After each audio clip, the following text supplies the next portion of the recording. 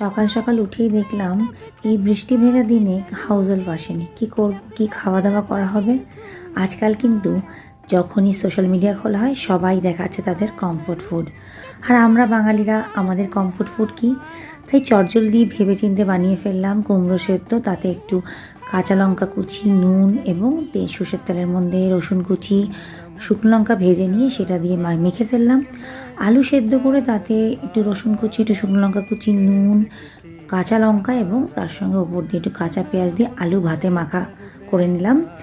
গরম গরম বাসমতি রাইসের ভাত, তার উপরে কুমড়ো ভর্তার আলু ভাতে মাখা। আলু ভর্তা বলবো না, কিন্তু আলু ভাতে মাখা।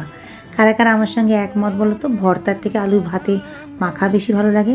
সঙ্গে দুটো ডিম আর এই গরম গরম ভাতের ওপরে আহা একটু ভালো ঘি দিয়ে মেখে, সেটা না অমৃত। ছোটোবেলায় কিন্তু এরকম আমরা অনেক খেয়েছি, স্কুল যাওয়ার সময় বা স্কুল থেকে এসে বা বেড়াতে যাওয়ার সময়। তখন কিন্তু এত বাইরের খাবারের চলই ছিল না।